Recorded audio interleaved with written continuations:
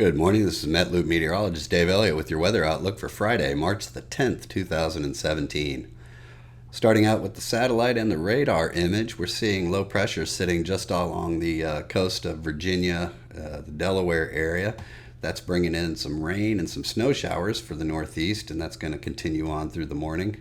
The frontal boundary that's associated with that low is hanging through the southeast right now, and it's causing some cloudiness and some rain showers and thunderstorm activity down into southern Texas especially. And then out in the west, we're continuing to see some moisture riding in off of the Pacific, and that's bringing some snow showers and isolated rain showers to the areas of the northern Intermountain Rockies. And switching over to the current temperature map, you can see along this area where it goes from yellow to a bluish color, where the temperatures are dropping behind that cold frontal boundary. Some colder air from Canada drops into the U.S. We're looking at some negative single-digit temperatures up in the Dakotas and northern Minnesota, and then temperatures into the 30s and the 40s all the way down to northern Alabama, Mississippi, and those areas. And out west, we remain pretty cool.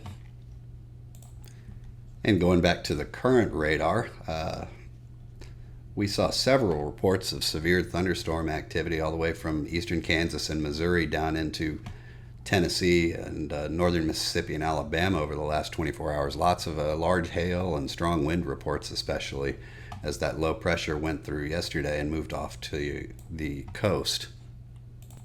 And what we're going to see here over the next 5 to 7 days is kind of a wholesale change in our pattern in the upper levels, which drives where the weather is going to occur. We're going to see an upper level high pressure center move over the Great Basin area, and as a result, the jet stream is going to take a turn something like this, where we see nicer weather out in the western portions of the U.S. and cooler temperatures and more winter-like weather almost across the upper Midwest and the Great Lakes regions and the northeastern U.S., especially with some cooler temperatures and some chances for some snow and freezing rain. But for today, we'll be keeping an eye on this area of snow. This low is forecasted to track off to the northeast, and as it does, it's going to pull this snow and this rain out over the Atlantic with it. We will see some continued lake effect snow showers for along Lake Huron and Lake Ontario, but nothing too significant.